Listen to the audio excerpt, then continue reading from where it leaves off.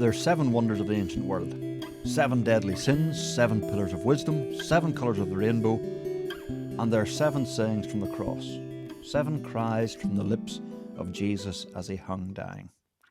Hello and welcome to Food for Thought. My name is Mark Lockridge and I'm the pastor of New Life Fellowship in Letterkenny and the Reformed Presbyterian Church in Milford. In the lead up to Easter, I want to look at some of those 7 sayings. These 7 cries are not the serene words of a man sitting in a cosy study. They are the words of a man fighting excruciating pain for each breath. Words Jesus thought significant enough to give his agonized breath to. The first of those 7 is found in Luke 23, verse 34.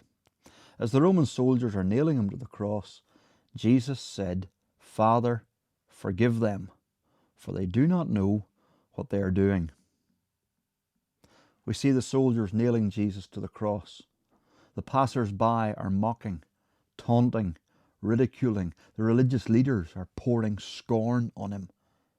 He hangs there silent, hoisting himself up on his bloodied wrists to breathe, gasping for air.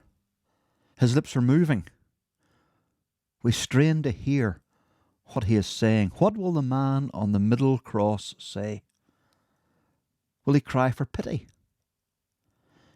Is he crying for vengeance? Is he pouring out curses? Listen. What is it he's saying?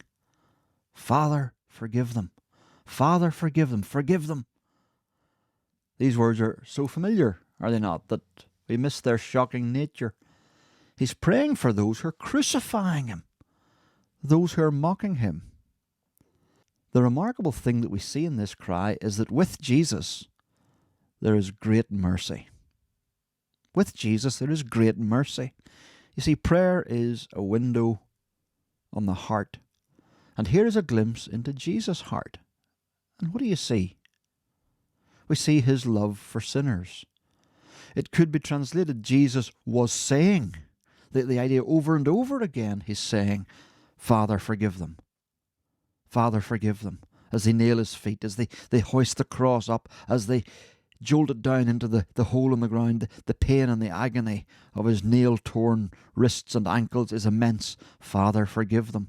As he's ridiculed by the criminals and the onlookers, Father, forgive them. When the soldiers play dice for his clothes, Father, forgive them. Forgive them. Forgive them. It's the worst crime in the history of mankind. And yet forgiveness and mercy pour forth. Not a blast from heaven's angels, but a prayer for mercy. For the soldiers who'd beaten them, for the false witnesses who'd lied about him, for the religious leaders who'd condemned him, for the coward and crowd pleasers, and for the crowd who begged for his blood. What staggering mercy. What staggering mercy. He's pleading for his crucifiers as they crucify him. And what is it we learn here? We learn that you can't be too bad for forgiveness. Let me say that again. You can't be too bad for forgiveness. Not with Jesus' mercy. He's praying for them. And for all of us. You see, this is what the cross is about. This first word from the cross tells us what it's all about. It's about forgiveness. Father, forgive them. Isn't this mercy staggering? You see, there's no one too bad. Although ironically and tragically, you could think yourself too good. And if you think you're too good, you'll not think you need forgiven. Staggering mercy is being held out. But we need to do something with it. You'll note that Jesus isn't declaring them forgiven. He's not saying, you're all forgiven. He's praying for their forgiveness. He's highlighting that forgiveness is possible. And the response he seeks is that we turn to him and say, yes, forgive me, please. So, if you think you're too bad, these words are for you. Or if you think that you're all right without them, stop and listen again. Jesus died that we might know forgiveness.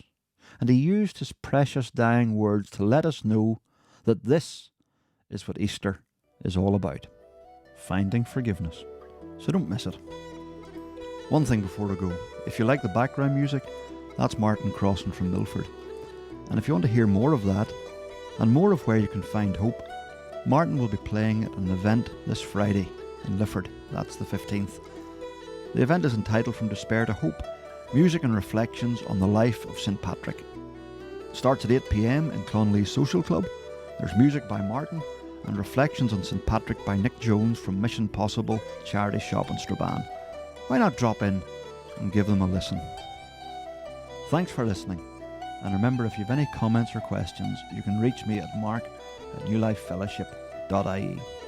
Till next time.